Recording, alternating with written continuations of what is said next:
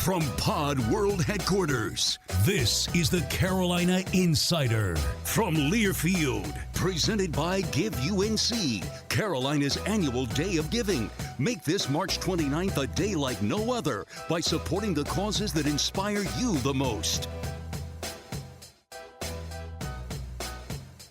We're back. Time for another edition of the Carolina Insider. Jones and Adam here with you. Back after a week-long break of the pod. Don't you worry, we've been still doing some stuff every now and then with the Tar Heels. And due to that respite, we have a giant show. We'll talk ACC Tournament.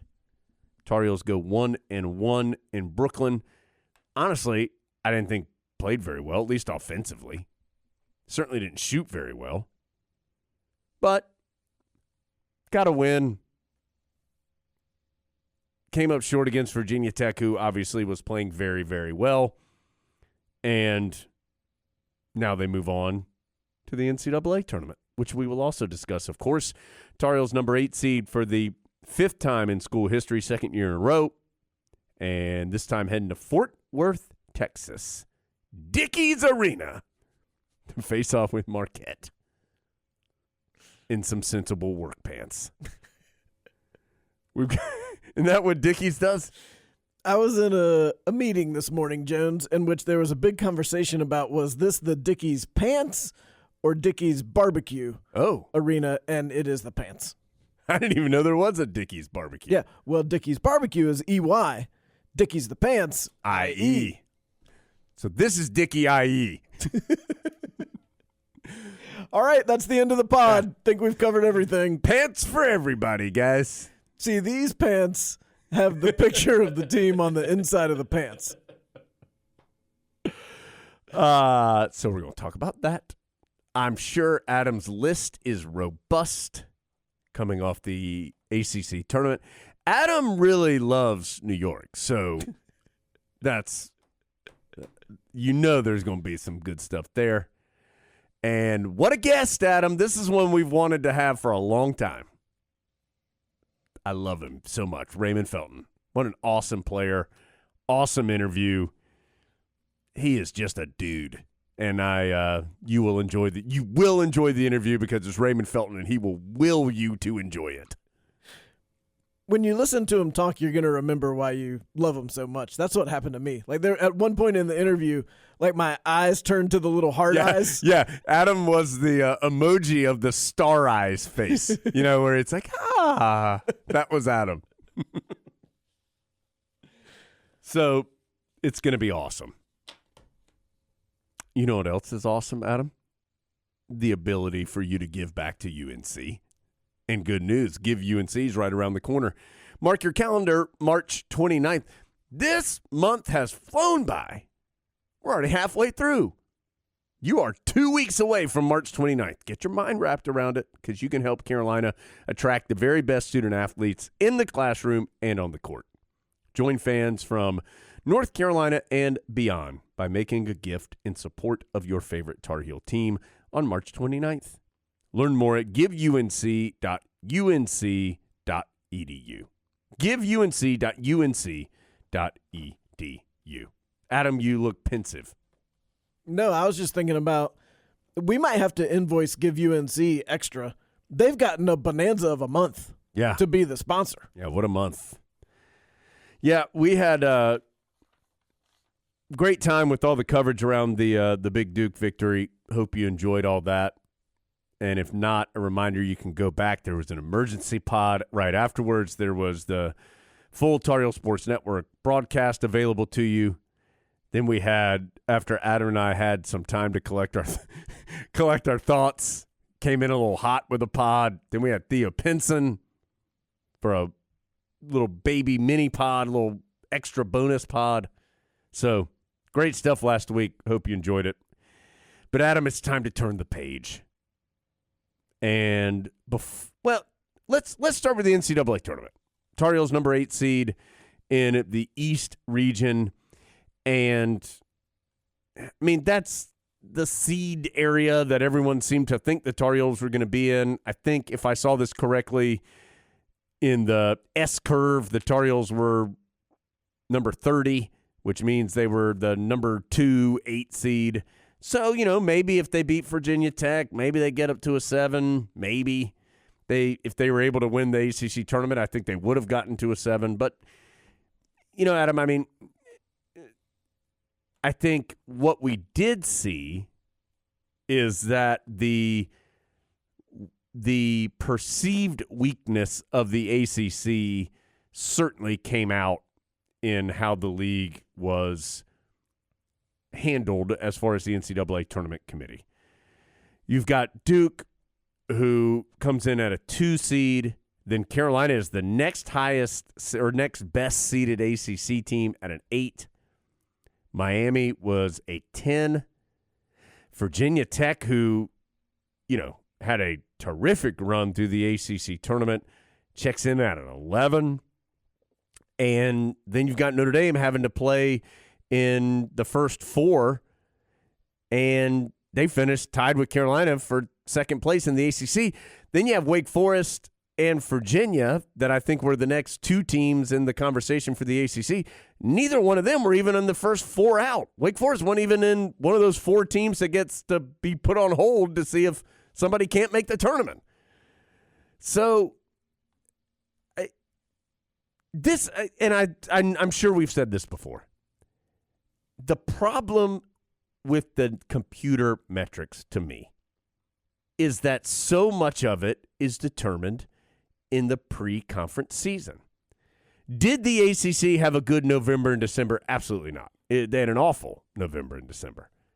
And I'm not just talking about Carolina. I mean, Carolina, had the Michigan win, which was a good win, but then, of course, we know had the ugly loss to Tennessee, an ugly loss to Kentucky, and the close loss to Purdue, but didn't win any of those games.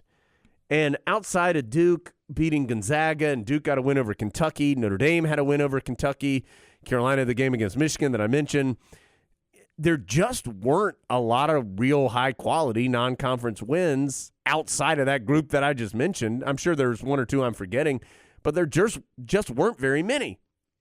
That is a fact.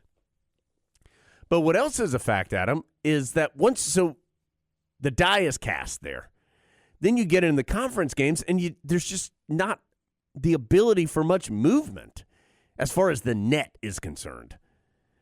Because, I mean, you even saw it with the Tar Heels here over the last, let's say, 3 weeks. They were in the 30 to 40 range pretty much no matter what they did. And so there just isn't much movement available once you get there.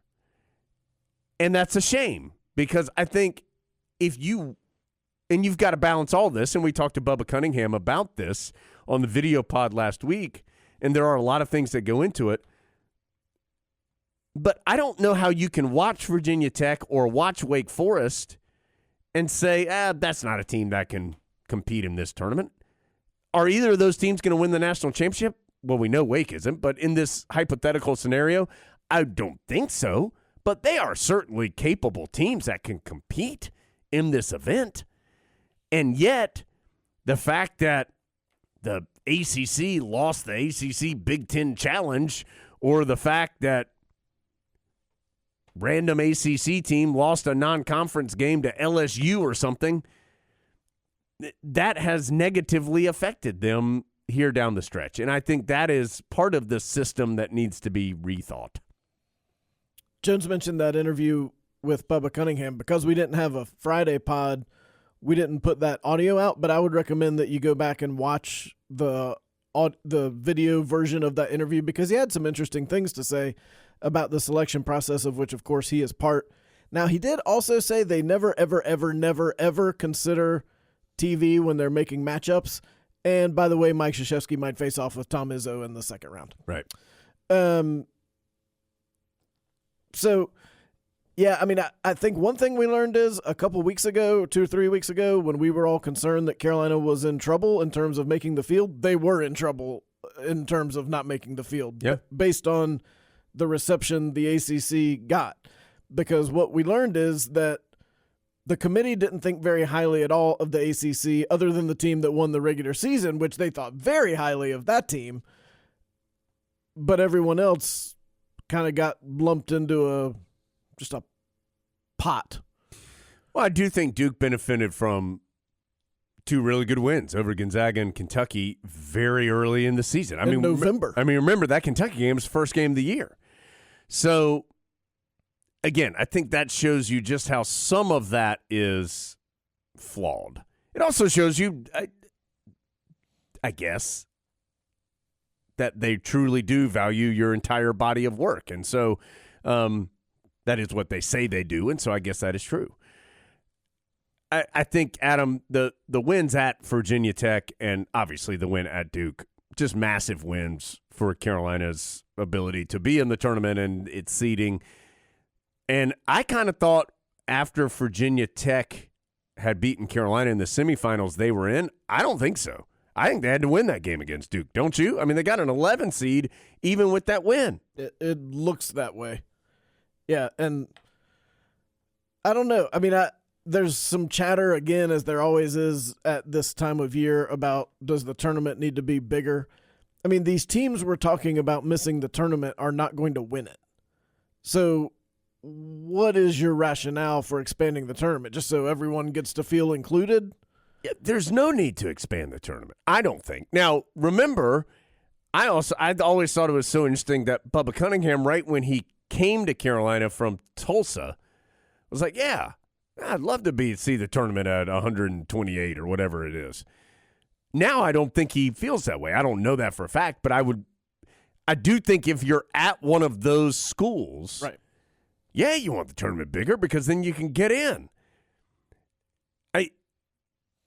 I don't think it needs. It's good how it is. It's the right amount of teams.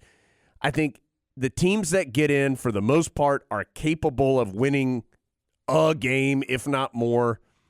But there's no need to dilute it anymore. There just isn't. I think if you add another weekend, you're taking it back to how it was in the 80s and the 90s, where the top teams feel like that first weekend is kind of a warm-up. I mean, remember how you used to feel that way with the Tar Heels, that, well, let's look at the Sweet 16 matchup and see who the Tar Heels will be facing because they will be there. I don't think anyone feels like that anymore. If you're a 1 other than Virginia, you feel pretty good about your first game. But then after that, every single 1 versus 8 or 9 could easily win that game. Yes.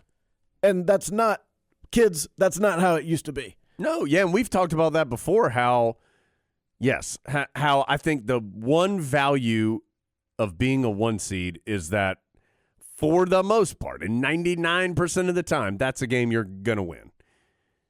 But past that, there's no more. The second round is what the Sweet 16 used to be. When you start, and we've said that before on this show, that it's when you start getting nervous that you could lose at any point in time. It's good. It's good how it is.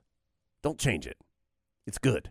And you don't need to make it longer to where it starts feeling too long. Yeah. Kind of like, the ACC tournament. Yeah, bigger is not better in this scenario. Right. Yeah. Tuesday of the ACC tournament is not a good day of basketball. It's just basketball. And it doesn't even feel like the tournament. Right. And no one treats it as being special. Like, That's what the opening weekend would be. It'd be like a whole weekend of play-in games. Yeah. From the Tar Heel perspective, Adam, Marquette, the opponent, and what a weird scenario in that these two teams played last year, of course, in that impromptu game that was added in February due to COVID. But, Adam, I can't remember a scenario where it mattered so little that these two teams just played one another. They both have different coaches. Marquette only has one guy who played in the game on its roster. It's just, it doesn't matter. Dawson Garcia has played for both teams and now plays for neither team. So, I mean, it just doesn't matter. That game doesn't matter in this scenario as far as, can you take it? Do you know how they like to play, or what do they do in that game that might – nothing from that game matters.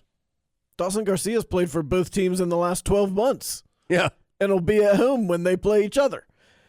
If you had told the Tar Heels at the end of January that they were going to face Marquette, you would have said, "Oh, watch out, Marquette's really hot and they're good and they've had a great season," because they had at the end of January, and Carolina wasn't having as great a season. Well, now Marquette's lost 6 of 8 or somewhere in that neighborhood. They're 4-6 in their last 10 games.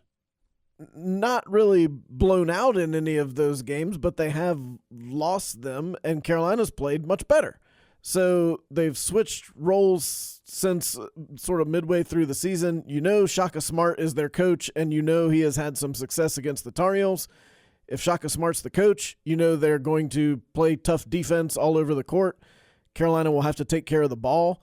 You're going to need probably someone like a Leaky Black to be a third ball handler who can be an outlet for some of that pressure and make smart passes and get the Tar Heels some easy shots. If you can break that pressure, you can get layups against them. They're going to shoot a lot of threes. They don't always shoot them great, but they are going to shoot them. And so, of course, yet again, you're at the whims of, do they have a great day? You'll need Leaky Black to play well defensively. It's what an 8-9 game is.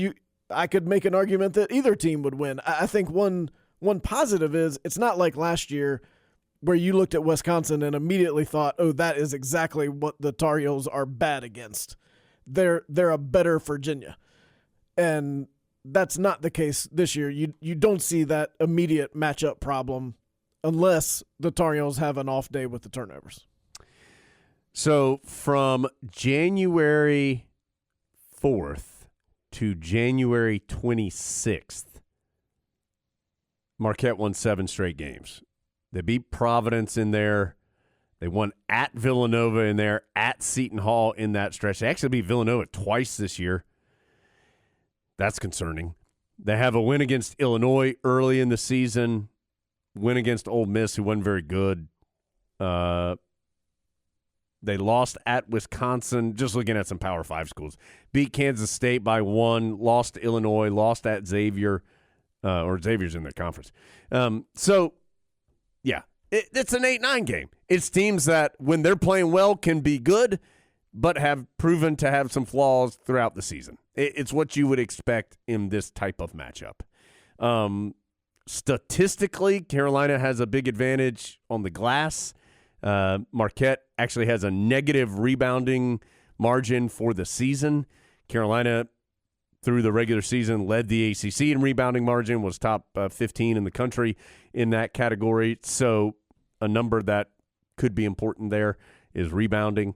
Baycott has the ability here to have a big day, but of course, Marquette's going to know that Armando Baycott's important to what the Tar Heels want to do, so they'll be ready for that. Justin Lewis, their leading scorer by a wide margin. He averages 17 points.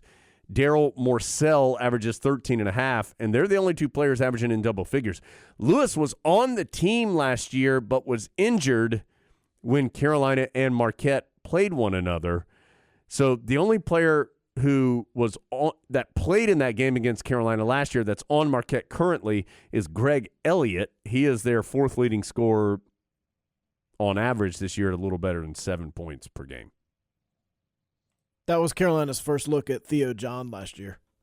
Yes, it was. Now he plays. He stands at the end of the chairs for Duke. Morcell is a Maryland transfer for Marquette. Daryl Morcell, 2nd leading scorer. So, but Lewis at 6'7" initially looks like that's the Leaky Black guy, but I think he's a little bigger, like not height-wise, but weight-wise. So it'll be interesting to see how the Tar Heels want to handle that and how they want to match up.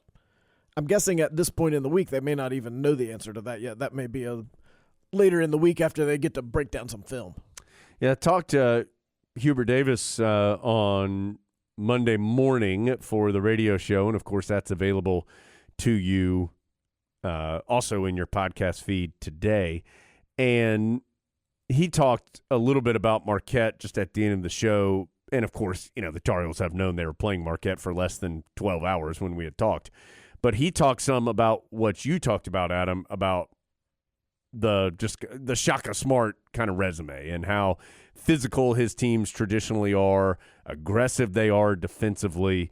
So I do think that is going to be very important. By the way, another player, at least Carolina has heard of before, Olivier, I think it's Maxence Prosper, Clemson transfer, who is on Marquette and is one of their starters as well. So just another tie there.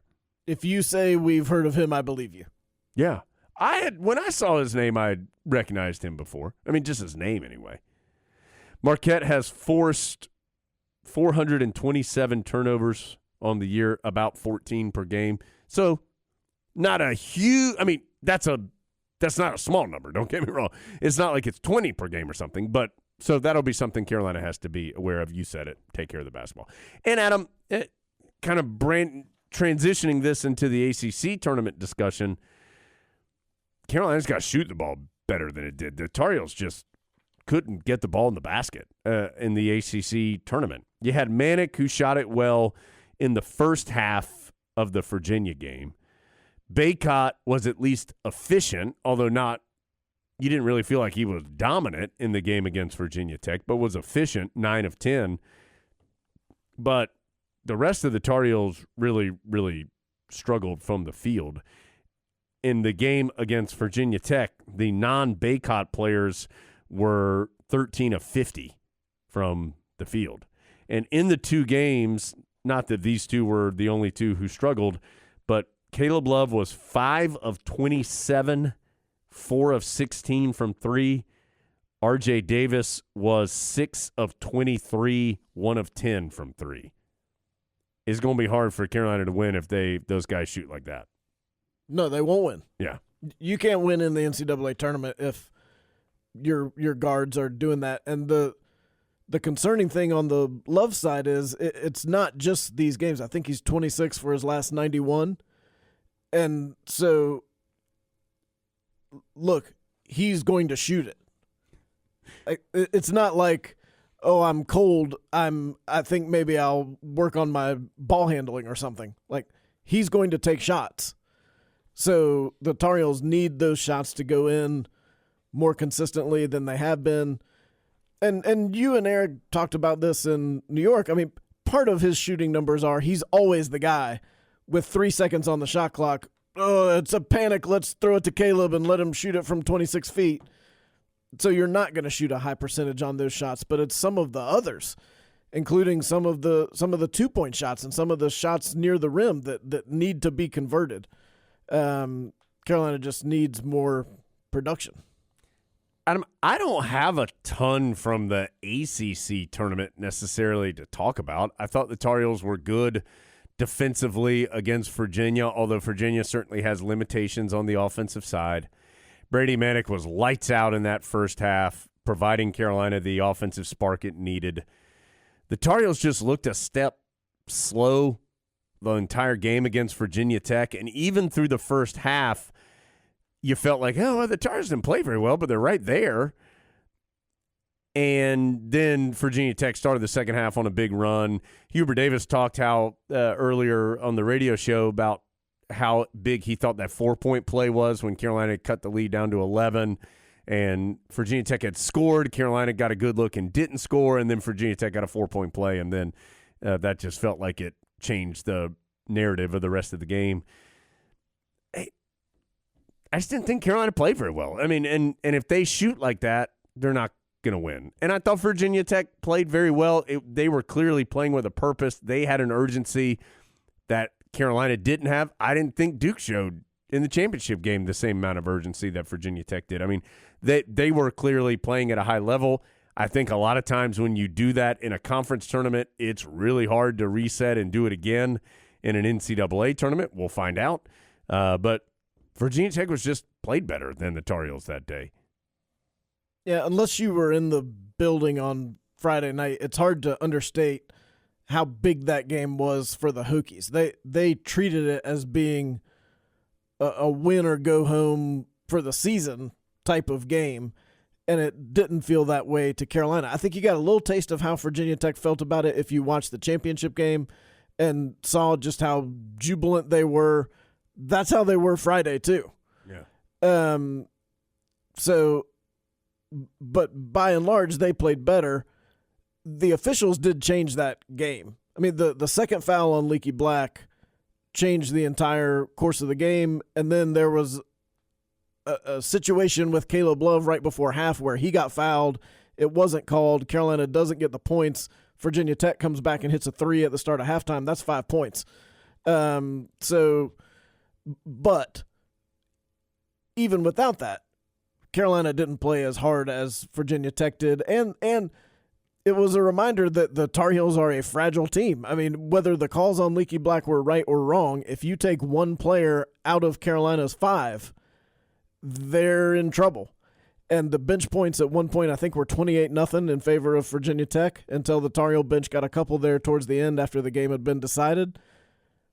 It's going to be difficult to make a long push in the NCAA tournament if you're getting 0 from the bench. You don't need 30, but 6 to 10 sure would be a big boost.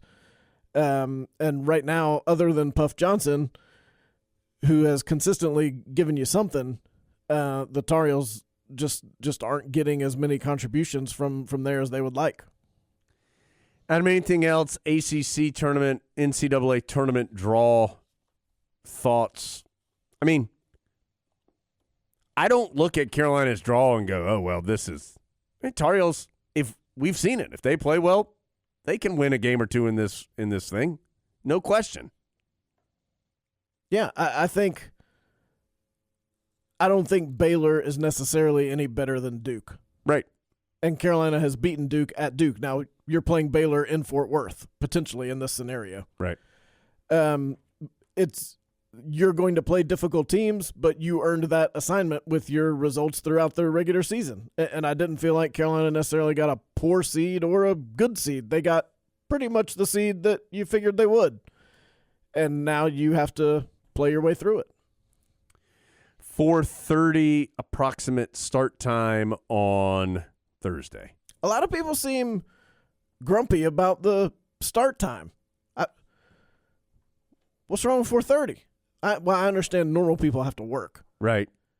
Like somebody's got to play in the afternoon.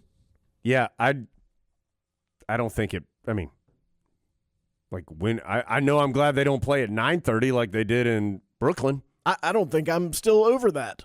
Yeah, I mean that's tough. I do think that's tough, and I think it played a little bit of a factor in how much the Heels were dragging on Friday. I mean, and it's not easy no matter where you are to get to that arena in Brooklyn. So I mean, it was a late night. It just is. I mean, you don't get back until between midnight and 1 o'clock. It's just a late night. And I know they're young, and I mean, all those things are accurate, and it's not like Carolina lost. All that's right. But I'd much rather see the Tar Heels playing in the afternoon than at 9:30.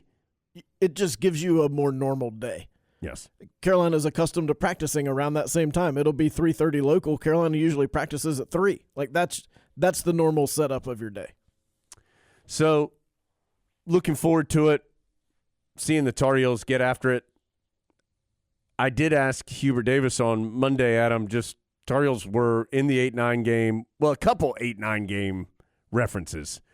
One, of course, Hubert Davis was on that team in 1990. That was an 8 seed that beat Oklahoma in the second round. He shared some memories from that game. I think that I would encourage you to download the Hubert Davis show, listen to what he had to say there. And last season. Now, last season was weird. COVID. Adam mentioned the bad matchup, which I think is true, against Wisconsin. But I did ask him, anything to take away from that experience, and he just talked some about the urgency of the situation and how quickly it all can end. And that game ended about 10 minutes into it, if you remember. So how the Tar Heels respond, because this is really the first time that they will have been in a real NCAA tournament since 2019. And that goes for everybody, of course. I mean, there was no tournament in 20, and it was such a weird tournament last year with the lack of the atmosphere around the games. Leaky Black played 3 minutes the last time Carolina won an NCAA tournament game, and he's the only one who was in that game. He played 3 minutes. Carolina beat Washington, and it's a very different group. I'm going to be fascinated to see how Hubert Davis treats this week. The Sunday night selection portion of the week was more kind of excited and happy than those have been the last few years. And we know he is a very positive person. And by the end of the night, he had turned it to, okay, now there's some work to do. But he did really encourage his team to appreciate the fact that they have made it and they are one of the teams in this. And so we'll see how that unfolds as the subsequent days leading up to the game go. Okay, couple of reminders that we need to tell you about. LS Tractor. Don't let your outside chores or projects cause you to miss any Tar Heel game action. It's about time you got to start mowing again. You get out of that window where you didn't have to mow. It's a nice window. But now you need to mow, till, or move something. Let LS Tractor help make short work of all those projects. Current offer, free loader with the purchase of a tractor. LSTractorUSA.com. Letter L, letter S. TractorUSA.com to learn more. LS Tractor. Now you can do more for less. Also brought to you in part by StubHub. It's the easiest way to experience every Tar Heel game. Check the virtual view, score your seats, get your tickets delivered instantly. StubHub is the official fan-to-fan ticket marketplace of the Tar Heels. StubHub, be there. Adam, anything else before we get to our Raymond Felton conversation? No. Okay. We'll have our Champions Watch on the other side, talk about the women, where they're heading, of course, and a lot more. But first, I put this on the same level as like the Ed Cota interview, where we had wanted this interview for a long time. And I kind of feel like you don't hear from Raymond Felton that often. So how awesome was it for us to get a chance to talk to him? It was awesome. So let's get to our chat with Raymond. We'll come back. We've got the Champions Watch, Adam's List, and more here on the Carolina Insider. Look, we've been doing this podcast this is the 6th year now, I think. Yep. And there is one person who every time we have a discussion of people we haven't talked to yet that we really want to talk to, this person comes up. And folks, it's happening today. Raymond Felton is here. We have been looking forward to talking to him for quite some time. So, Ray, thanks so much for giving us some time today. No problem, man. Thanks for having me. Catch Tar Heel fans up on what's happening in the world of Ray Felton. They got to see you at was it the NC State game NC State. that you were at? And what's going on other than that? Oh, man, really just I have a skills academy now where I train kids. And then as well as coaching, I have an AAU program that I started up, myself, and I'm just trying to stay around the game as much as possible, really. You know what I'm saying? So that's pretty much what I'm doing. I kind of train kids here in Charlotte. I fly to Dallas once a week, every other week, should I say, out of the month. I'm down there 2 weeks at a time, and I'm here in Carolina, so 2 weeks at a time, just trying to work with different kids that I know and just trying to give back some kind of way. Raymond, of course, you had a long NBA career after your Tar Heel career. How did you know it was time for basketball from the playing days? How did you know it was time for that to be over? And was that a hard moment in time for you? No question. You never really want it to be over. I wish I would have, got another year out of there. My goal was 15 years, but I played 14, so I thank God for that. So I can't complain at all. I can't be upset. I had a longevity career, playing the game that I love. So I can't be upset about that. So it took me about a good year and a half, 2 years to really kind of get over it and figure out like what's next, what I want to do. Then the pandemic hit, so it was just being in the house, and I was finna go crazy, to be honest with you. I was about to go crazy, but I figured it out, and this is what I decided I wanted to do. I wanted to stay close to the game of basketball, so this is what I came up with. You obviously are talented. We all understand that, But what do you think some of the other key things were that allowed you to play 14 years in the NBA? There's plenty of talented guys who don't get anywhere close to that. Well, just having some older guys, should I say the term OGs, that really just really taught me how to be professional, really, because a lot of it is being professional as well. Like you said, it's a lot of talented basketball players out here who never get the opportunity to play in the NBA, to play professional ball, because, a lot of kids or a lot of these young guys don't really understand how to be a professional. And that comes a lot with it, being on time, being at practice and, ready to perform each and every day at practice, not trying to take practices off or don't really want to practice, going hard every day. Like, those things add up, and those things keeps teams wanting to have you around their organization. I think that was big about it, that I always stay professional, no matter what my circumstances, no matter what my situation was. And I always came ready to play. Who are some of those guys that helped teach you that, and who helped kind of lay the groundwork for you in that area? I mean, so many guys, man. I always pick it off, our old veteran, Carolina guys, Twan, Vince, Stack, Sheed, all those guys always put their arms around me. I always had conversations with me. You can always pick up the phone and talk to those guys anytime. Shamon Williams played a big part, of my growth in basketball. So I definitely got to get a shout out to all those guys, all my Carolina guys for sure.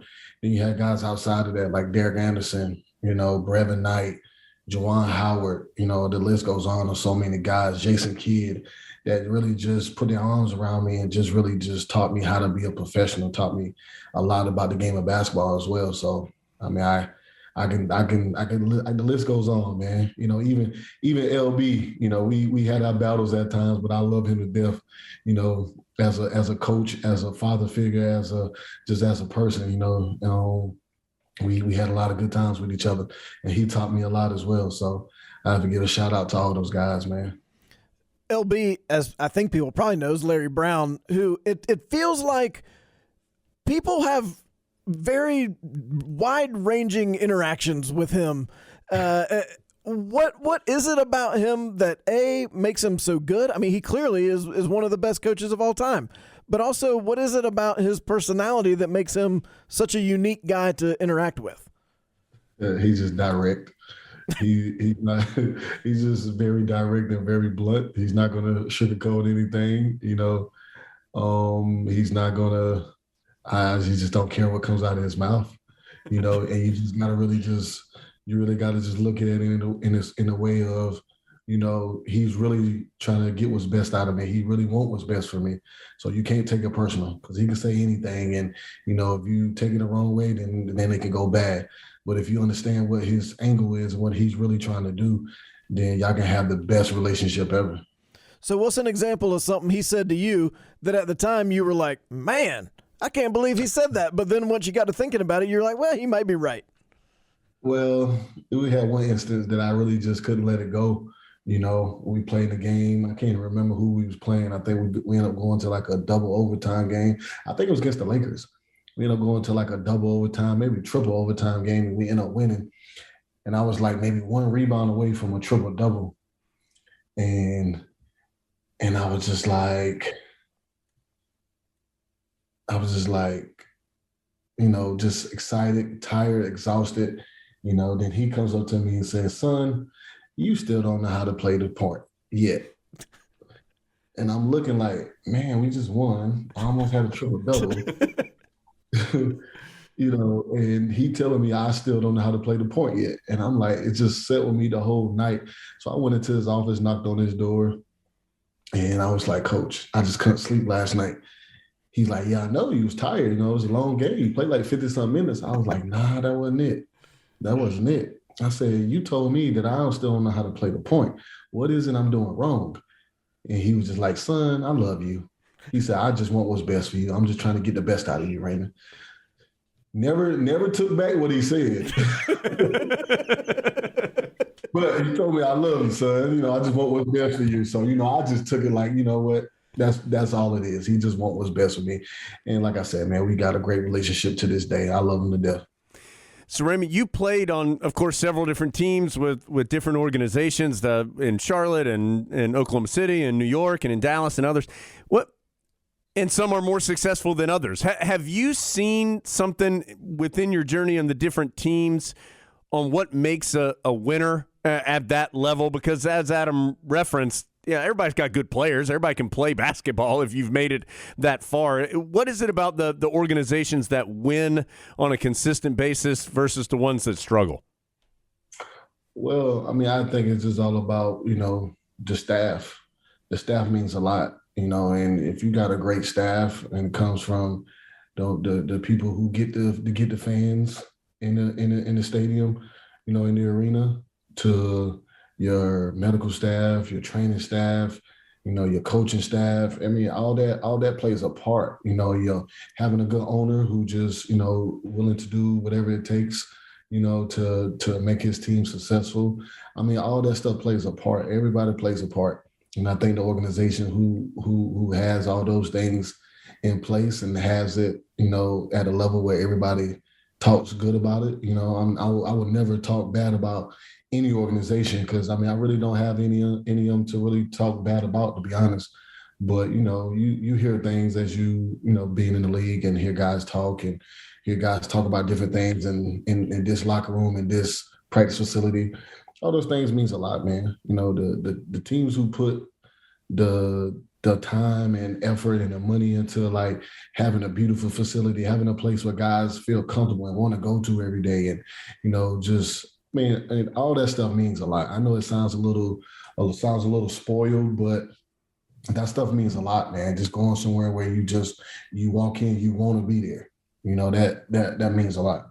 Was there one particularly good experience that you had and I understand you had good stops in all your places, but was there one that you think of as a really quality experience? Well, I mean, I don't like to really single out one out of the other, because I got a great deal of respect for all the teams that I played for, and I enjoyed each and every moment. But if I had to choose, one, then I would always go back to my New York days, where I just, I love that. I think I had some of my best basketball playing in the NBA in those places, and just just the atmosphere, just those people. It was just amazing. Dr. Callahan, who's a Carolina girl. She was over the medical staff there, and it was nothing but amazing, should I say. She's amazing. She's great. And just being there, man, it was just everything. Being in New York and those lights in Madison Square Garden, and just it's nothing like that. It's nothing like that, especially when you're winning, should I say. That was the marriage that always seemed a little unusual from the outside. You've got this small town South Carolina guy playing in New York City, and from the outside you first think, well, I don't know, is that a great fit? But it always felt like you fit perfectly there. Why was that? I have no clue. I mean, I just feel like they gravitated to me and loved me from day one, just the way I played, my style of basketball, just that grit that was about me, that toughness. I just felt like, that's kind of like New York's basketball. That's how New York guys play, and I think they just gravitated to me. I've had a lot of people think that I was from New York, and I'm like, nah, I'm far from New York. I'm a country boy. I'm down in the dirt in the woods where I'm from. I'll know. We've talked about before how there are some places where, like, names of towns that you automatically associate with some. Latta, South Carolina, forever will be Raymond Felton to me, without a doubt. Let's hit the rewind button a little bit and go back to you're making your decision on where you're going to go to college. Why was Carolina the spot that you wanted to go? I mean, that was every kid's dream growing up where I was from. That was everybody's dream, to go to Carolina, to wear that Carolina blue, to play for University of North Carolina. And it was just one of those things where, I got the opportunity. I wasn't going to turn it down. I visited a few schools, primarily all the schools in South Carolina, Clemson, South Carolina. I had opportunity to go anywhere I wanted, but I mean, it's just one of those things, you can't pass up. And, thank God I didn't. I think I made the right decision. Do you remember the first time you ran out of the tunnel in the Smith Center or walked into the Smith Center, whatever it was you did that gave you that first impression of, man, I'm actually doing this? I think when when was that? Oh, man, I can't even go back to there's so many memories. I think when it first hit me, I was actually a recruit. I think it was I was a recruit, and I came to late night. And I walked in the gym, and it was just like Carolina students, fans everywhere.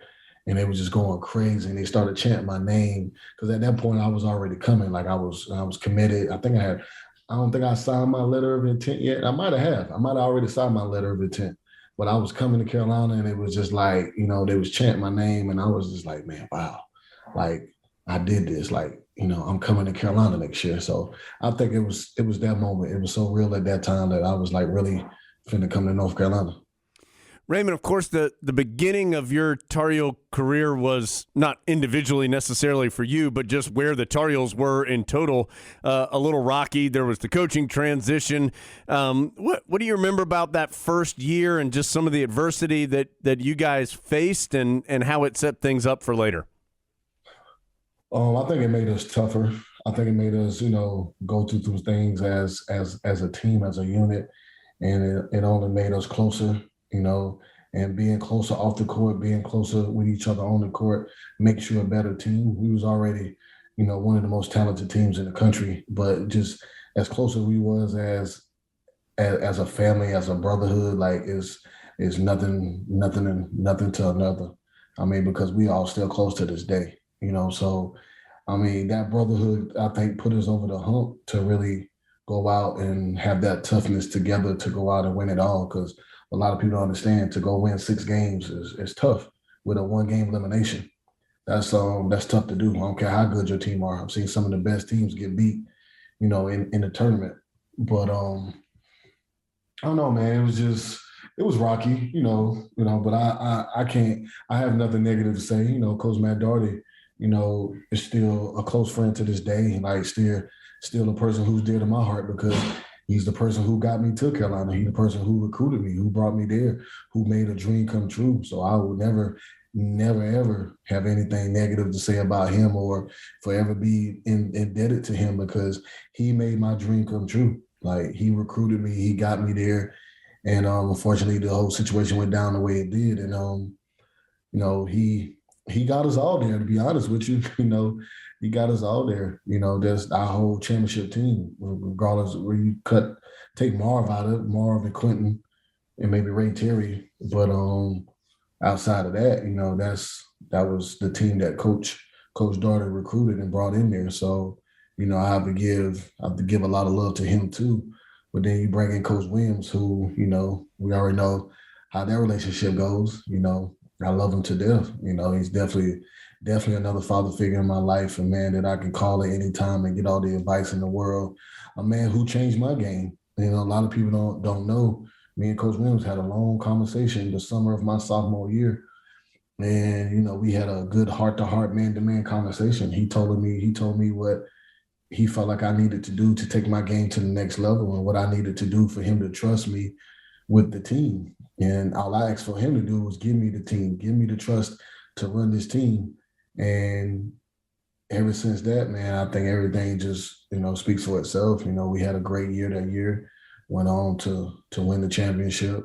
I got the Bob Cousy Award and got drafted, which was my ultimate dream, my ultimate goal, was to play in the NBA. So I have nothing but all the gratitude in the world and everything for Coach Williams as well, man. So I don't know. It's just how that whole thing worked out. I think it worked out the way it was supposed to. Looking on the outside, looking in, you might be like, oh man, it's messed up. Oh, what happened?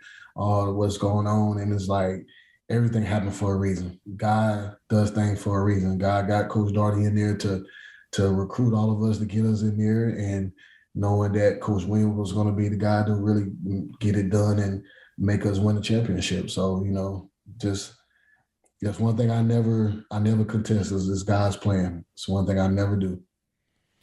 You talked about talking to Coach Williams about learning how to run a team. What's the difference in a point guard who can run a team and a point guard who maybe doesn't understand as much about what the other four guys are trying to do and is more focused on himself?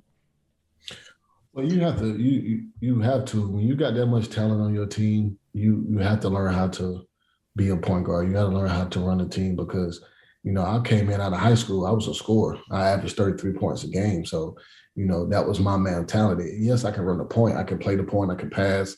I could defend. But, I was a scorer. When I came to Carolina, my freshman year, I still was a scorer. But my last 2 years, my sophomore and my junior year, I had to learn how to play the point. And I had to learn how to prepare myself if I was going to play at that next level. That you got to play with other guys that's just as talented as you are, and you got to learn each and every person. Like I had to learn where Rashad wanted the ball at, where he wanted to score at, where Jackie wanted to score, where Marv wanted to score, where Jawad wanted to score, where Sean wanted to score, David, Melvin. Like I can go down the list, the whole team. I had to know where everybody wanted to score the ball, where everybody was supposed to be, at each and every play. And that's not easy to do, but that's the type of pressure that Coach Williams put on me. But he also knew that I was capable of doing it. So, he really he tested me. He really tested my potential, and I thank him for that because that really taught me the game of basketball. That really taught me that I can go play in any type of system, and I think that really helped my longevity of my career in the NBA as well. Just knowing the game of basketball at a high level, knowing that I can learn all positions and know where everybody's supposed to be. I can play in any system. I can run any play. Like all that stuff helps out, man. And I think that's something that's being missed today with all these young kids doing 1 year and out and just going into the NBA not quite prepared yet, and that's an art that's being missed right now in the game. I wanted to ask you about two specific games, and I know they were sadly they're getting farther away. I don't know how that happened. I feel like Raymond was just playing at Carolina like last year, but the Duke game, your junior year, the one where Marvin hit the putback on the free throw, just your memories of that moment and that game. That's one that Carolina fans still highlight so much, even still today. Oh man, just that run, that comeback, and then me being at the free throw line after getting fouled, and I missed the free throw, and I'm like, oh, shoot. So I try to get back to the ball real quick, and I think I kind of tapped it a little bit, and when I tapped it, it went into Marv's hands, and then he was able to get that and one to put us up. So it was just like, I don't know, man. That was one of those games where it was just a great moment in your life that you will always remember each and every play. Like, every time we played Duke, it was a dogfight, no matter where we was at, where we was in the Dean Dome or where we was in Cameron. Like, it didn't matter. It was a dogfight, man, and it was fun. I miss those type of games. I miss those type of battles. But, yeah, man, that was a great moment, man. It was amazing. Everybody was going crazy. We all was going crazy. And, then, like I said, it's just one of those moments where you remember forever. And then the championship game against Illinois, obviously they were a terrific team that season, as you guys were. Just do you have any memories of that battle between you two? I think it's historic. I think it's one of those games that, I can look at maybe, in the next 5-10 years, with my kids, and it'll be a historical game that they would play on ESPN, on the classics, and it was just an all-out battle. I mean, we went at it from the start, from the tip all the way to the end. I mean, it was just a good game, playing against, some great talent, Darian Williams, Luther Head, D. Brown, Augustine. Like, it was a battle, man. It was fun. Those type of games I love. Those type of games I live for. Those big moments, those big games. And, it's one thing I never shied away from is those type of games. I love them. I embrace them, and I think the rest is history. We was able to win, and, Coach Williams got his first, championship. We all got our first national championship, and it was amazing. It was beautiful. How many times have you gone on YouTube and watched the clip of you hitting the three-pointer over the shutdown man, and you just sit there and chuckle, like, yeah, didn't shut him down that time, buddy. Yeah. I thought that was funny, the shutdown man. And then I pulled a three up in his face. Yeah, I thought that was funny. But nah, man, me and D Will had a lot of battles, man, after that game, in the NBA. And we got a chance to play with each other in Dallas a year too. So nothing but love for that guy, man. But yeah, those moments, yeah, you got to go back and look at it sometime. I can't tell you how many times I did that. but you go back and look at some of your highlights sometimes. I ain't even gonna sit here and lie to you both. Yeah, I definitely do that sometimes, man. Go back and look at it. I definitely do.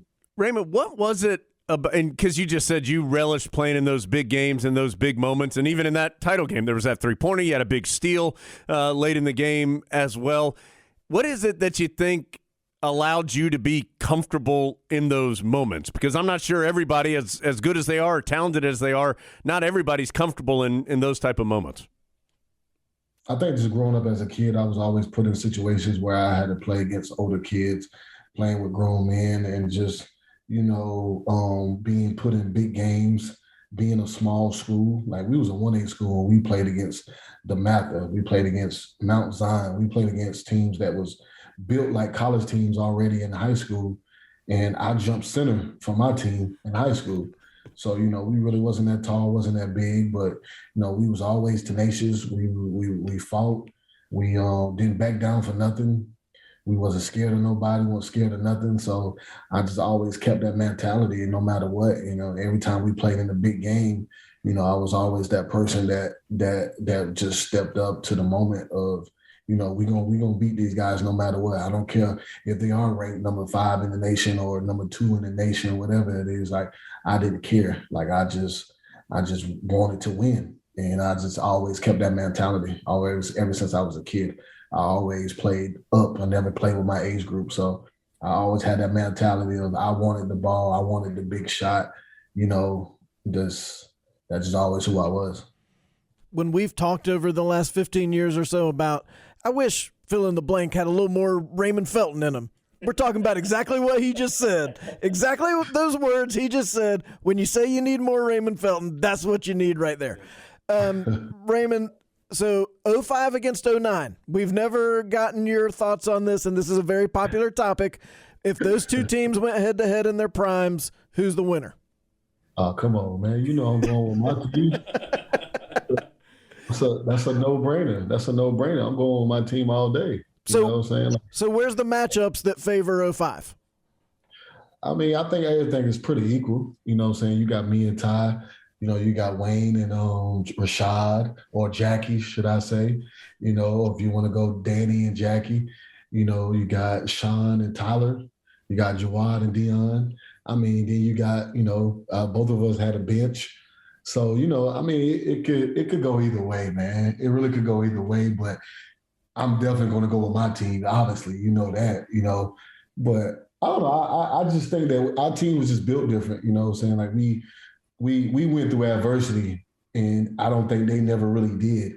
You know what I'm saying? Like, granted, they was extremely good. They pretty much went through everybody in that tournament. Like, it was kind of just easy for them, but at the same time, like, I think just the things we went through, the pain we went through, the things we went through together off the court. I don't know. It was just something different about our team, talent-wise. I mean, we were just as talented. Either team was just as talented. Like, I can't sit here and say one team was more talented than the other, but just the things we went through, I think just really just puts us over the hump. And then on top of that, what they was going to do with Marvin coming off the bench. What are we going to do with Marv? You know what I'm saying? But anyway, we can talk all day about that conversation, but all the love to those guys, man. Those guys are like my young fellas, man. Just happy that we all part of a big old brotherhood, a big old family, man, all together. Raymond, we really appreciate your time. Not going to keep you too much longer. We've been talking almost 30 minutes. You mentioned Coach Williams coming in, of course, between your freshman and your sophomore years. Did something change? I mean, did he bring some kind of change with him? And if so, what was that? What was different that allowed him to come in with a group like you guys and to be able to be successful? It's nothing I can really explain with words. It was just different. It was just different. Everybody just was different. Everybody was locked in at a different level. Everybody just, just had that same fight, that same desire, that same burning energy that he had. Everybody kind of just, it was like it was contagious. Everybody just kind of grasped it from him and just put it into ourselves and put it on the court, put it on ourselves in practice. And he did things that you never seen before. I mean, he got so mad at us one time. I think we lost to we lost in the ACC Tournament. We was finna lose to Clemson, and he told us if we lose this game, we was gonna buzz back and we was gonna practice as soon as we got there. So I think I went off that second half. I had to make sure we weren't about to do that. And like 29 that game, I was like, nah, we're not about to do this. But I think we ended up losing to Georgia Tech that next game, and he still was upset just the way we played defense and all of that. And he came in for practice the next 3 practices, I think, and we had no rims. I don't know if y'all remember that. Yeah, he took off all the rims on the court. So we walk in the gym like, what in the world is going on? So we just, that was probably one of the most memorable moments of my whole entire basketball career, man, because I've never had a practice where there was no rim, especially when you had baskets and there was no rim. I was just like, oh my goodness, what are we doing? And it was just fun, man. It ended up being fun. Like we really we didn't take it in a negative way. Like he was serious and we got serious because, we had a goal. Our goal was to try to go win it all. And, we just locked in and we just went through practice just as hard as we did if there was goals up. So, it was just one of those moments, though, where you like, yo, this man is crazy. What do you think? What do you think's the maddest you ever saw Coach Williams get? We all know he never got mad at Jackie because Jackie never did anything wrong. But other than that, what do you think's the maddest you ever saw him? Honestly, I think it was in practice one day. He got so mad. I think he got so mad at us. Then he got so mad at Rashad and told Rashad, you go sit down and you going to watch them run for you. And I'm going to leave. And he walked out the gym. And we like, where are you going? So we had to keep running until he came back. So, yeah, I think that was one of the maddest moments I think I've seen right there. Like, he just got so mad that he walked out of practice on us and said, y'all just run until I come back. So, yeah, man, it was a lot of good moments, man, a lot of memorable moments. 14 years in the NBA, you play with a lot of different people, a lot of different personalities. Yeah. What do you think you learned from playing with Rashad that helped you in those subsequent 14 years deal with all different types? Well, just that. I mean, you said it well yourself. Just playing with different type of personalities. You got different guys that you're going to play with. You're going to have guys who's about the team. You're going to have guys who really want to just score the basketball and really thinks about his individual self. You're going to have guys who just want to shoot. You're going to have guys who just want to dunk. You're going to have so many different type of people that you got to know how to play with and learn how to play with. Personalities, skill set, it's so many things. So, just I think being able to play with everybody on my team, not just Rashad, I think, just prepared me for the NBA for sure. Raymond, when you sit back now and you got your lemonade on your rocking chair and you're done watching your highlights from your playing days there on YouTube, what do you think about when you think about Carolina and Chapel Hill? I just think about just home.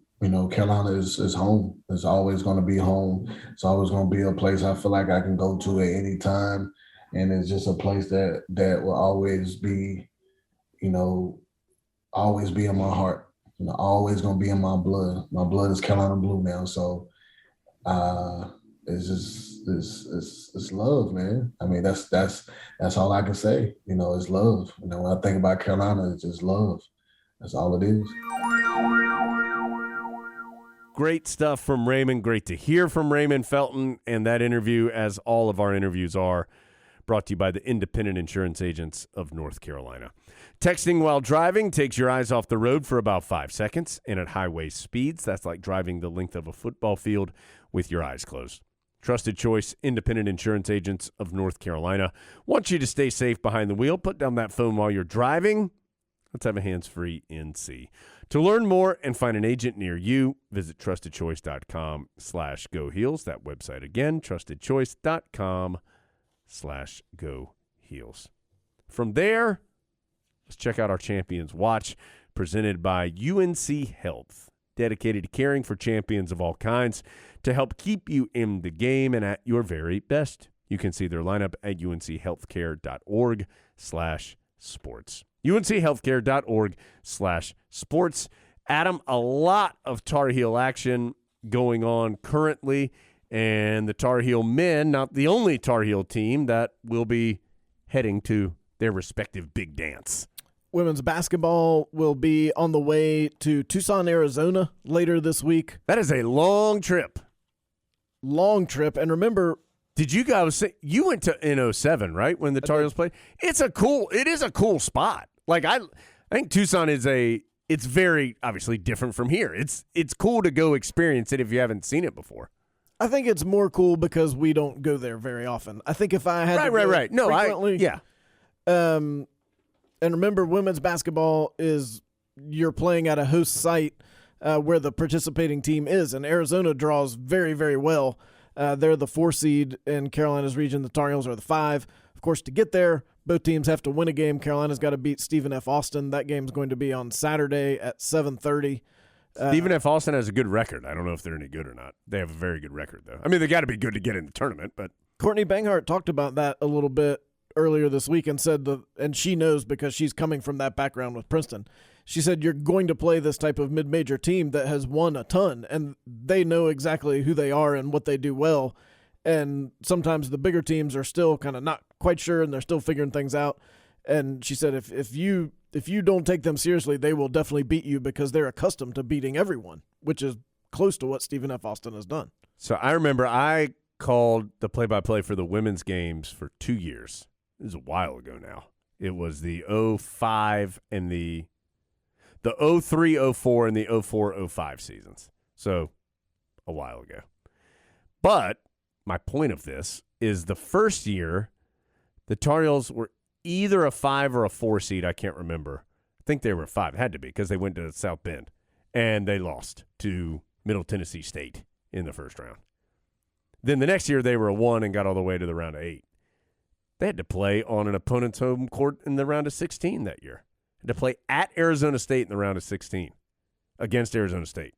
You were really making the rounds of Arizona in those days. Yeah. So Tar Heels they could win 2 games, and then the number 1 in South Carolina, who's the number 1 overall. But that game would be in Greensboro. And if I'm not mistaken, the Tar Heels scrimmaged against South Carolina in their secret scrimmage earlier this year. So now, all of that, both those teams would have to win twice for that to happen. But I don't think that's an unattainable goal for the Tar Heels, Sweet 16. Well, no, Sweet 16 would be a huge step for the program. Well, think. Courtney Bankhart's first year, they didn't make the tournament. Last year, they were a 10 seed. And this year, they're a 5 seed. Very clear growth. And that's with some serious injuries this year. Yeah. So congratulations to them. Great accomplishment. Hope they have success. That's a long way to go. Yes. Saturday night, 7:30. So potential of a men and women doubleheader on Saturday, depending on how things go with the Tar Heel men on Thursday. Other Carolina action this weekend, baseball continues to roll.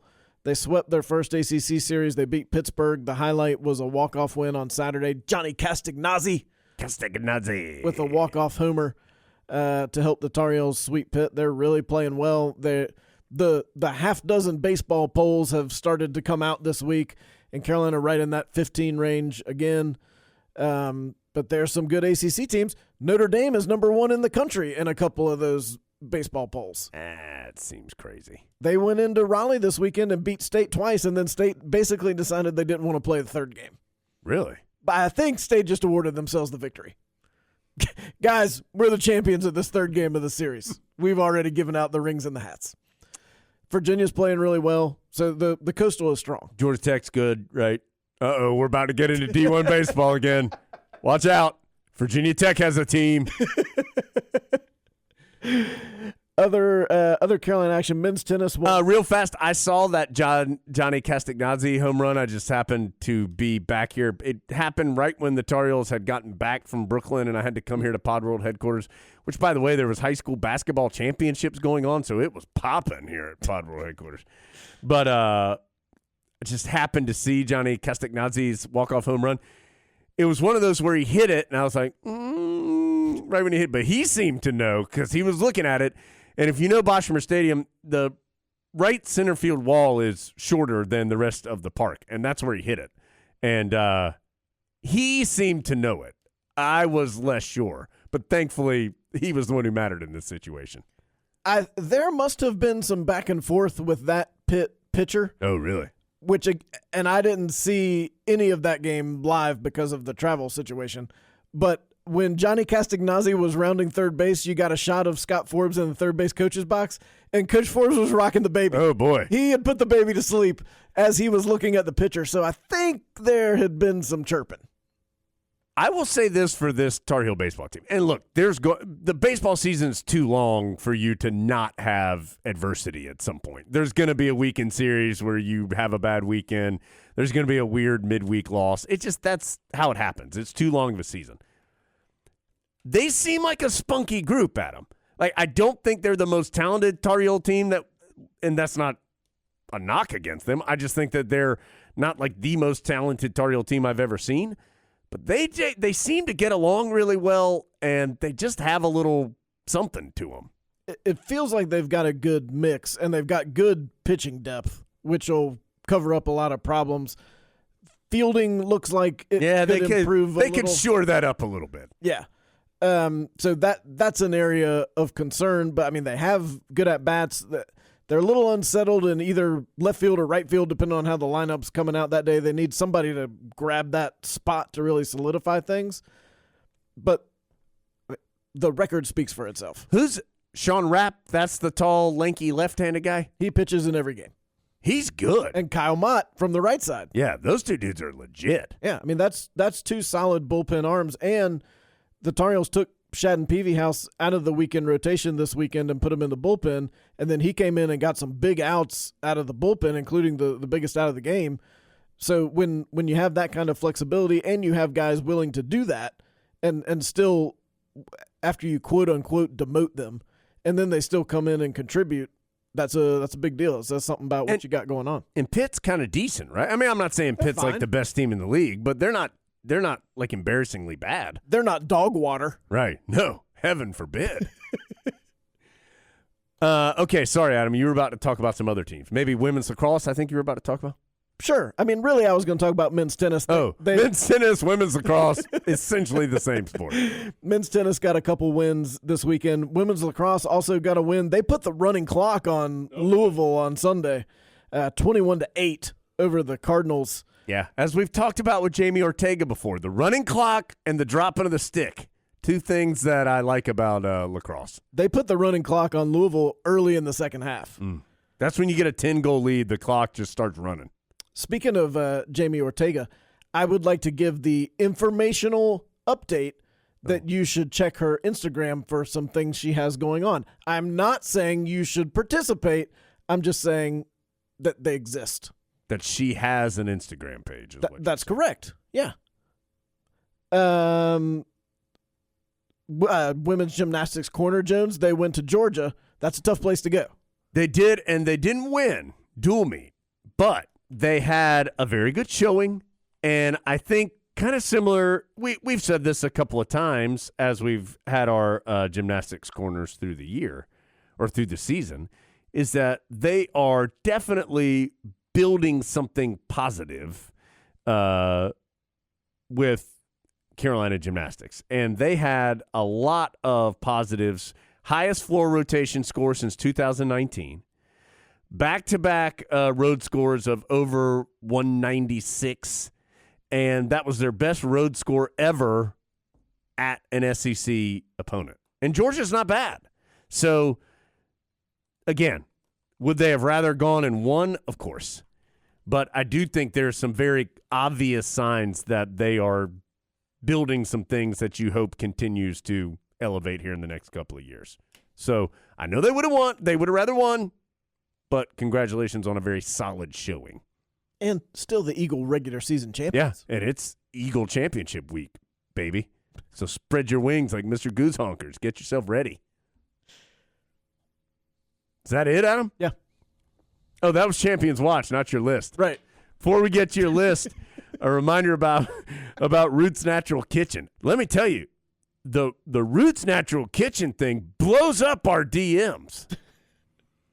Every Friday during the month of I will say I think everybody's getting a hang of how to participate in the contest now. Every Friday during the month of March, giving away gift cards to the Chapel Hill location for every Tar Heel victory during the week. Adam, it was 13 this past week. Check out the Carolina Insider Podcast Twitter page on Friday at noon. We're going to send out the tweet telling you how many gift cards we're going to give away. All you got to do is retweet the tweet. Tweet the tweet. Retweet the tweet. Roots Natural Kitchen, fast casual restaurant serving great tasting, natural, and affordable salads and grain bowls. They are striving to promote healthy options. 13 winners this past week, Adam. I believe it based on the DMs. Yeah. It is a DM bonanza for the Roots Natural Kitchen. Miles can barely keep up with all the DMs. It's like a Saturday night normally for Miles, all those DMs coming in. So far, we've gotten 0 gift cards. I've retweeted it both times. I have not been chosen as a winner yet. No big deal. So, root for victories, Roots Natural Kitchen, Friday at noon. How does Miles select the winner? Is it like whoever has a fetching profile picture? I don't know, Adam. Or just a name Miles enjoys? Is there a randomizer? How does it work? I don't know. Only Miles. Only Miles knows that secret, Adam. So we don't know if it makes any difference if you make a plea to Miles directly. He may not even care. Yeah. You know how Miles is. Yep. Yeah. Miles lives by his own rules. No rules. Just right. That also describes Adam's list.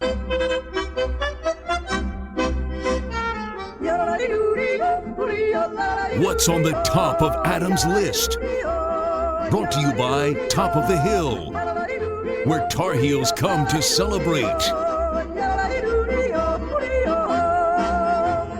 Well, as Jones said, this is a robust. Oh, it's a hearty one, everybody. Yeah.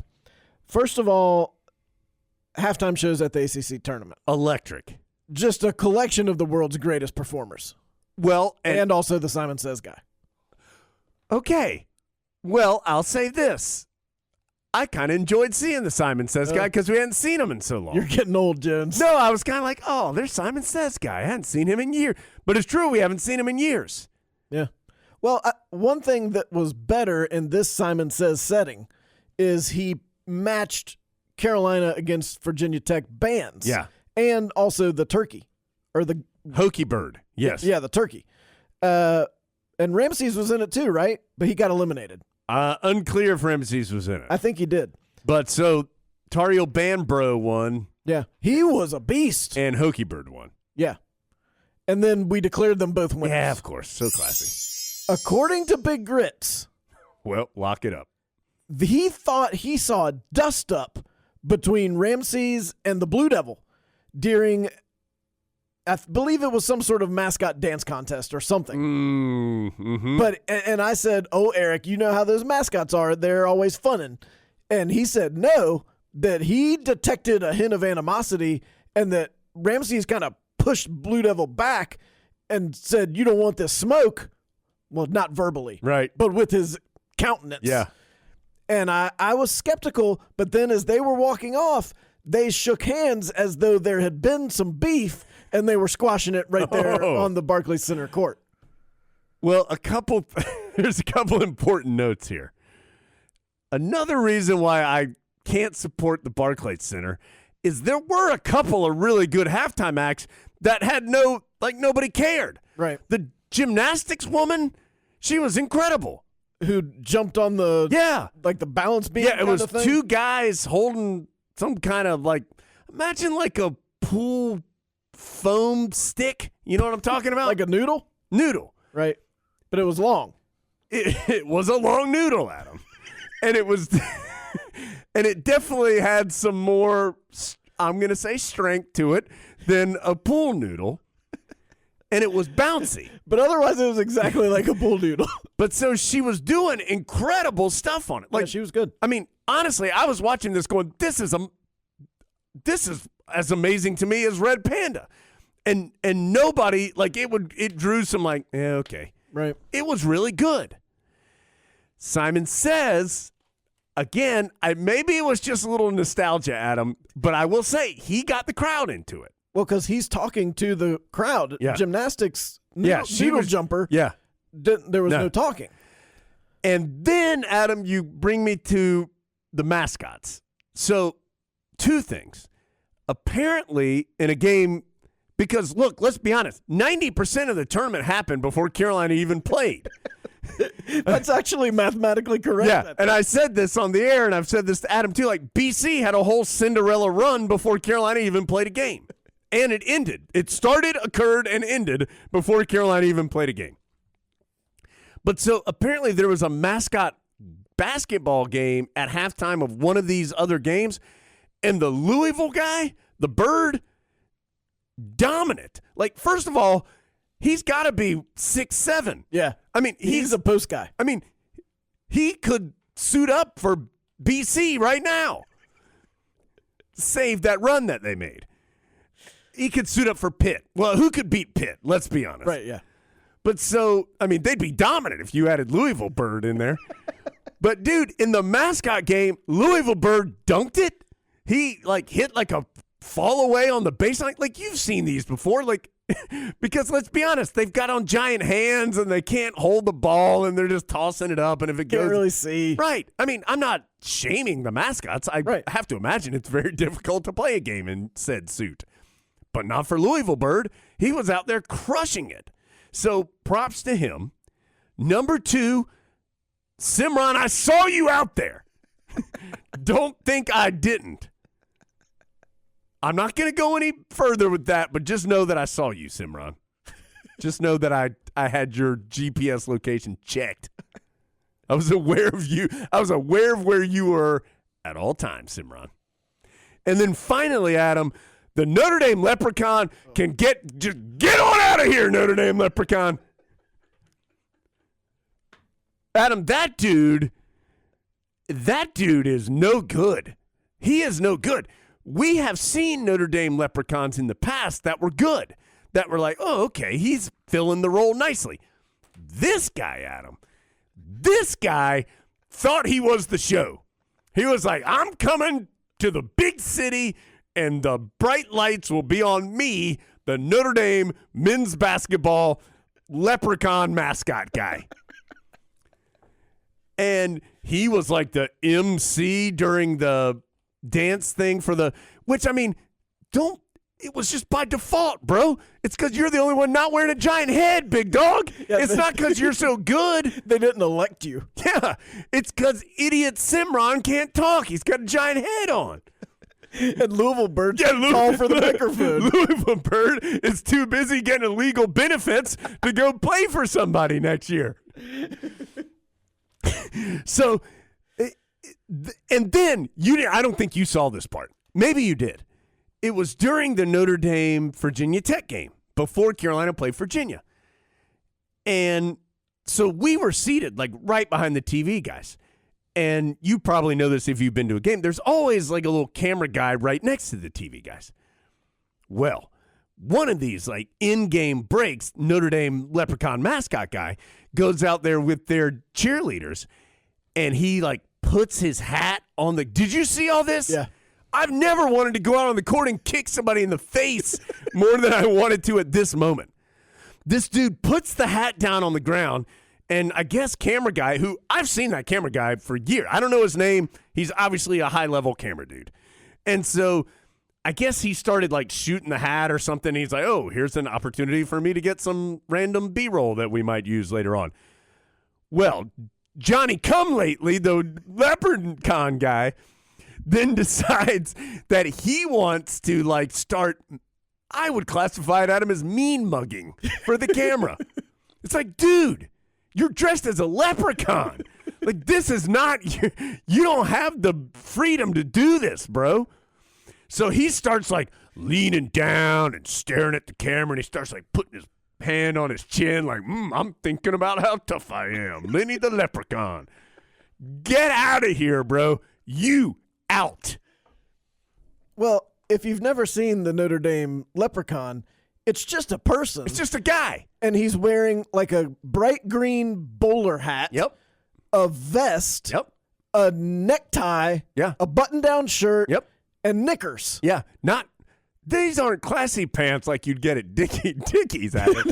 These are straight up knickers. You're right.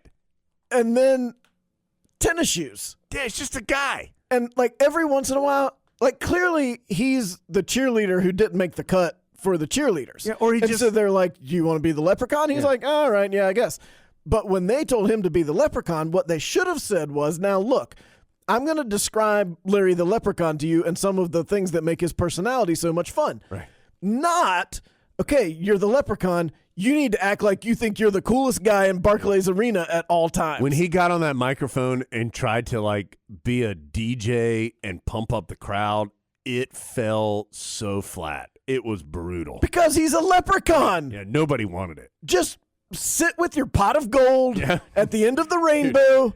Yeah. I don't need you to describe Sebastian the Ibis's hype dance moves. Who, I believe, did Sebastian win the dance-off? Well, Sebastian the Ibis did win the mascot contest on Jimmy Fallon, which my daughter attended. Oh. And, Jones, this is how little difference the ACC tournament makes in New York. She said after they filmed the spot with the 4 semifinal mascots, so Ramses was there. Of course. An upset by Sebastian the Ibis. Like during the break, someone asked Jimmy Fallon, who are you rooting for tonight? This was on Friday. And he goes, honestly, I don't know who's playing. I don't know who any of those mascots are. So Jimmy Fallon, not a big sports fan. And the ACC, not making a big impression on New York City. Another thing Leprechaun guy does, and he thinks this is like the coolest thing he does. You can tell by his face after he does it. Every once in a while, he'll just fire off a backflip. Oh, yeah, and then he'll look in the crowd like, hey, ladies, did you see that? And then after he does it, like, he'll flex. Yeah. Oh, yeah. I mean, I'm going to be honest. I can't do a backflip, but if I could, I wouldn't, like, after I did it, look around like, you guys see that? No, that's exactly what he looked like. And it was like he would gaze off into the crowd to see which adoring fans were loving it the most. I have a spoiler, bro. None of them. Do you think the other Notre Dame cheerleaders are like... No, they don't like They him. go to the coach and like, guys, this leprechaun I don't think they like much. him. I don't think they like him. I don't think they do either. No. And did you see him when he put the green bowler hat on one of the cheerleader girls? Yeah, she did not. She was not down with it. She's like, okay, Larry. Yeah, she's like, okay, a funny gag. I'm trying to do like an actual athletic feat out here. They're about to hoist me in the air, and I'm going to do a couple flips. I don't need this hat on, bro. You dance around down there. I know you have to take your hat off so that you can fire off this backflip, and then you're going to flex. Who won the dance-off? Did Sebastian win it? See, I mean, like, let's be honest. Of all the ACC teams, I would think Sebastian would have the best dance moves. I think that might be right. I was so disgusted by the leprechaun that I'm not sure I even remember the outcome. Like, you're not a good MC if I don't remember what occurred in the actual event, if all I'm thinking about is you. You're not the show. Yeah. I hope that it's not the same leprechaun next year. I think he's got to go. I didn't notice him in South Bend, but maybe he was there. I don't remember. No. No more leprechaun. That's my ruling. Did you see that Charlotte is bidding for the Army-Navy game? No, I did not. In 2027, so soon. Per WCNC. That's a television channel where I get all my news. I think it's in eastern North Carolina. Sure. Charlotte is among the or maybe it's in Charlotte. It would make more sense. It's definitely in North Carolina. Yeah, okay, yeah. Charlotte's in the bidding. There's several cities, so it's not like we're down to the final 2 or something. Orlando's in there. I'd be surprised if they get it. That just feels like a cold weather game to me. Not that it's not cold in Charlotte in December, but that just feels like a New York, Philadelphia, D.C. type of game to me. Well, you heard me say that Orlando was also in the running. Yeah. Charlotte and Orlando in the running for a lot of things, Adam. That's right. The biggest issue for all those cities is how are you getting the student bodies to the place where your stadium is, because you have to have that. Yeah. So I mean, that'd be cool. Yeah, I would go. But really, the Tar Heels would probably be playing basketball, so I probably wouldn't go. Yeah. Halftime show we didn't mention. Mutt's Gone Nuts. Oh, yeah. Dude, you forget how much those dogs love those Frisbees, dude. You really do. Those dogs can't stand it. They cannot stand the fact that those Frisbees exist and they're not catching them. It is kind of funny to watch those dogs. Like, how do they train these dogs so much that their whole lifeblood is catching these Frisbees? Because it is, dude. And then, their little dog partners will go out there and they'll have their turn to catch it, and they hate it. They hate that they're not out there. It's just they love the game. They love the game so much. Yeah, they don't hate their dog partners. No. Yeah. They respect the fact that they're out there doing it. Yeah. But they want to be out there doing it with them. That's exactly right, dude. They're just a good teammate. They just love it. They are just there for the love of the game. That's all it is. Mutt's Gone Nuts also jumped rope. That was impressive. I'm going to tell you something, Adam. That was one of the most – there was a dog jumping rope. I struggle to jump rope. The dog was jumping rope. It was impressive. That's impressive. The dog was jumping like 2 people holding the rope, and it jumped up. Not like it was Adam, I don't think anybody thought the dog had the jump rope in its paws. It's not the Louisville bird, Adam. That would be a feat of athleticism. Dude, but come on. It was like they started it, and they're so happy, too, when they're out there. And when you let them out of the crate. Oh, my God. It's the greatest moment of their life. Every night it's the greatest moment of their life. If you can watch Frisbee dogs and not get happy, then get out of here. It's like the anti-leprechaun. Frisbee dogs, yes. Leprechaun, no. Notre Dame, have you ever thought about being the Notre Dame Frisbee dogs? Yeah. Because that we could get behind. Mutt's Gone Nuts. I'd support having them at the Smith Center. I thought this was a thought-provoking email from Colin Tate. One more thing before you get – I think Big Guy Little Dog was halftime show for the championship game. As well-deserved. Former podcast, they're like, who can we get for halftime show of the championship game? Yeah. What about Christian Stoyev and Tiny Dog, who we know is like Scooby. Tiny Dog Jr.? Yep. Let them come show what they got at the title match. Yeah. Very fitting. Great to see those guys. Wish Tar Heels had been there. If we had been there, we could have dapped him up. Yeah, we would have probably hung out with him. Yeah. And we would have been like, you know who's not very good? The Leprechaun. And he would have been like, I know, but I have to respect the performance. But then afterward, he would have talked trash about him. We'd be like, I know that's right. Colin Tate sent an email. I wonder if this might be true. The heading is every time we touch now a UNC anthem? It might be. Colin says, maybe it's just me, but I feel every time we touch is almost a UNC anthem at this point. Over the last 6 months or so, the song has started to grow on me as it has gotten more and more airtime on the pod. Now that we've secured the all caps, greatest regular season win in Carolina history, I can't stop listening to this jam. You mentioned you both feel Duke must retire this song/tradition under the new regime, and Colin agrees. Going to have to. But is there any traction to the idea that next time Duke comes to the Smith Center, just before tip-off, the arena calms for just a moment, and all that the visiting coaches and players can hear is dun, dun, dun, dun, dun, dun, dun, a reminder of the eternal one-up? Just a thought. Would love to hear your thoughts. Well, Colin, I'm going to tell you one other thing I learned in New York. The Duke people absolutely love that song. Yeah, dude. They do love it. They love it. And they are completely oblivious to the fact that every other ACC school thinks it's a joke. They take it very, very, very seriously. Now, look, I know you're surprised that Duke would take something a little too seriously, but when they played that because they were trying to make it as much like a Duke home game as they could during the semifinals, and like they hopped right up like you had just played March On You Blue Devil Warriors or whatever their song is, and they were doing the claps above the head. Totally were. And they were doing the fist dancing. Yeah, Adam's doing it right now. Like Coach K did at his press conference. Yep. They treat it like a sacred ritual. Yeah. So I now have started to wonder, I don't think they are going to retire it. I think it means too much to them. Yeah, that might be like Matt Doherty changing the secretaries or something. Like it's going to be something that nobody thinks. Like from the outside, people are like, yeah, it's not that big a deal. But on the inside, it's like, John Shire just got rid of every time we touch, guys. He's got to go. I don't think he understands Duke. I don't think he gets basketball, guys. We're not playing Cascada anymore. Kelsey Brereton said that we mentioned personalized jerseys on a pod back in mid-February and wanted to know where you could get those. I think you cannot just yet, but eventually they'll be available through all the various Carolina online order sources. Downton Shabby did a great job with a Coach K / Jack Nicholson mashup. Dude, I was just looking at this. Downton Shabby's Twitter handle is @Butternut Llama, obviously. Yeah, of course. You got to go check it out. It's electric. Yeah, it really was. It was good work. Wanted to give a big shout out, forgot to do this last week, to Ruth Ann Woodley's Tar Heel Bear. I'm assuming it's still wearing the Beat Duke button. Yeah, oh yeah. I think he's got that for a year. Or eternally. Dennis Dodd wrote a story on CBS's website about college football attendance and how down it is, that it is down pretty much across the board.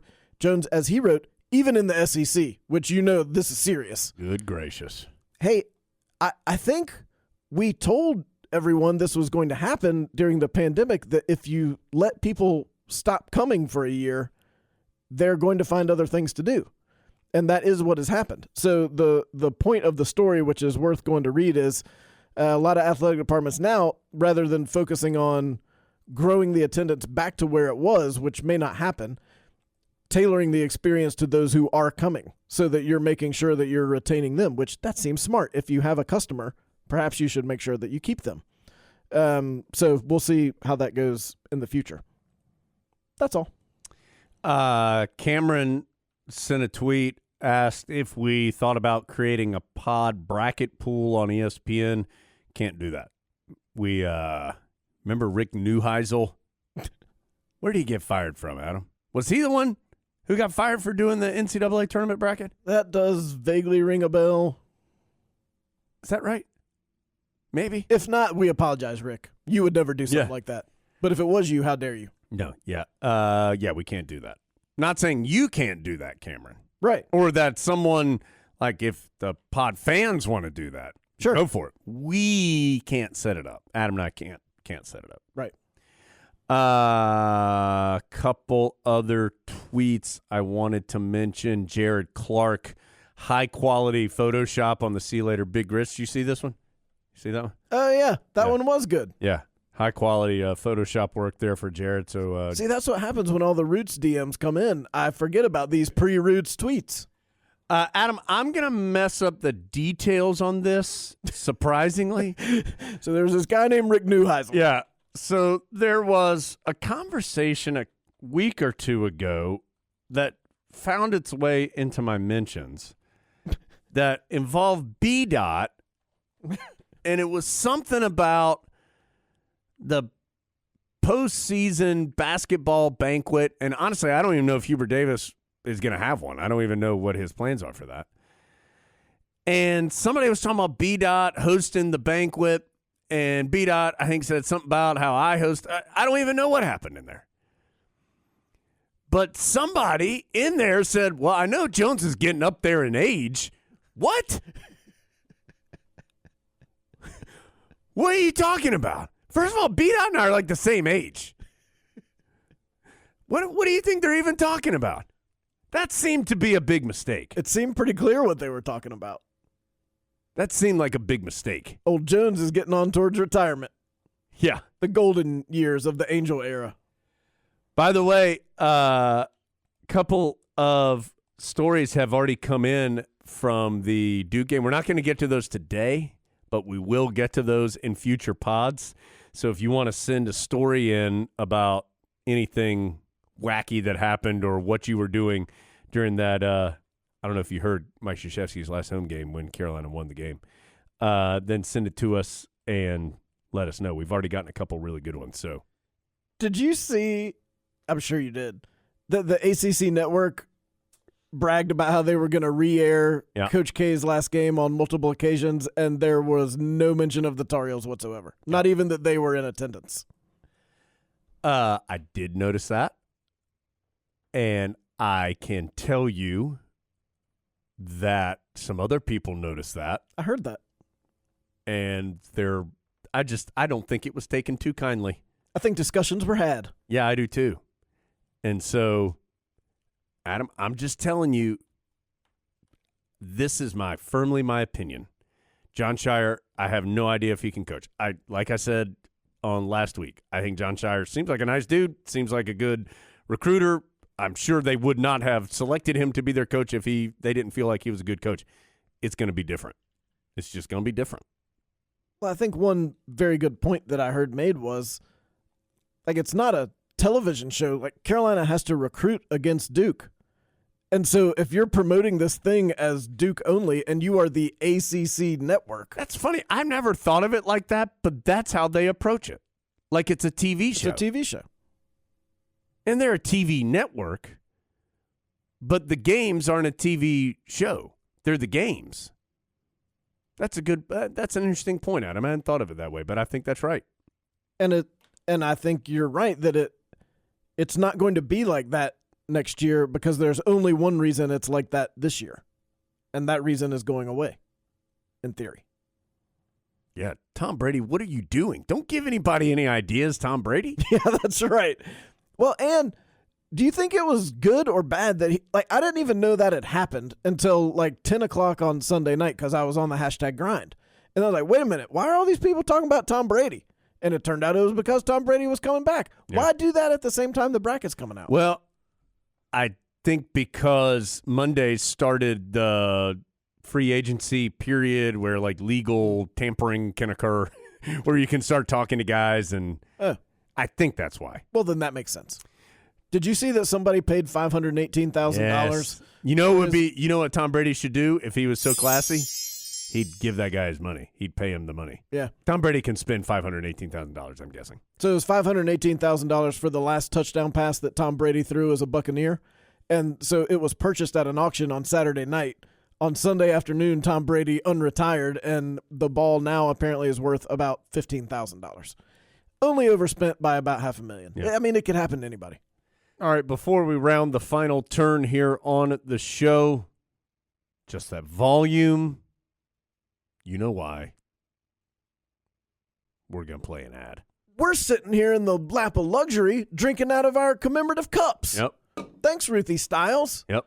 Ruthie, no big deal, made us some very fancy cups that we can fill up at the water fountain. Well, one of them is going to have to stay here in Pod. It's already found a spot on the shelves here at Pod World headquarters, saying it's got the UNC at Duke, the final score, March 5th to 2022. Farewell, Coach K, on the commemorative cup. That's going to bring a smile to my face every time I hydrate out of that. Yeah. And she gave us some Skittles, too. So one of the boxes of Skittles. Some of those I'm going to eat, Ruthie. I'm just going to be straight with you. But one of those boxes going on the Skittles shelf. One last piece of news, Adam. I know I've said that a couple times. Reports that Mitch Trubisky going to sign with the Steelers. They have an opening for their starter. That seems like that could be a pretty good fit. So, just reports. I don't know if that's 100% accurate. You may know by the time you hear this, of course. But some reports out there that Mitch may sign with the Steelers. And if that does happen, remember Jones broke the news. Yeah. Take that, Schefter. Okay, Adam, anything else? No. It's the only pod this week. We'll be in Fort Worth. I've never been to Fort Worth. Nope. Dickies Arena. Relatively new arena. According to Wes Miller, nicest arena he's ever been in. The American Conference just had their conference tournament there. Oh, is that where it was? Mm-hmm. I did not know that. And he said only a year or two old and that it's incredibly nice. Yeah, so you may remember Carolina played in the Cowboys, the massive, what is it, AT&T, I think, stadium or whatever. But that's in Arlington. Now, Dallas and Arlington and Fort Worth, they're all right there together. But that was in 2010 that Carolina played Texas there, and that's in Arlington. So this is a totally different place in Fort Worth, brand new arena. So I'm looking forward to it. Never seen it. Check it out. Tar Heels there, hopefully for 2 games, hopefully 2 wins. Hubert Davis said he is approaching it with his team as the Fort Worth Tournament, and that's how they're going to look at it. So hopefully the Heels win the Fort Worth Tournament. But no more pods for us this week because we'll be on the road with the Heels. Hopefully we are talking 2 wins and a move to the Sweet 16 when we join you next week. But for now, we're going to let Raymond Felton and the RZA get us out of here on the latest edition of the Carolina Insider. This your boy Raymond Felton, man. See you later, Big Grits. When I was small, we had nothing at all. We used to eat grits for dinner. Pound box of sugar and a stick of margarine. A hot pot of grits kept my family from starving. Steamy hot meal served less than 5 minutes. Big silver pot, boiling water, salt in it. House full of brothers and sisters, the pot's missing. Pilgrim on a box on the stove in the kitchen. When I was small, we had nothing at all.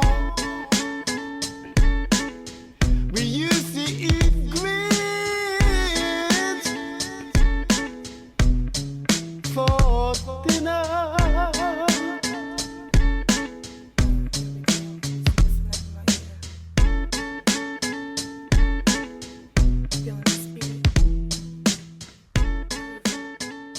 See you later, Big Grit. The preceding has been a Learfield presentation of the Tar Heels Sports Network, presented by Give UNC, Carolina's annual Day of Giving. Make this March 29th a day like no other by supporting the causes that inspire you the most.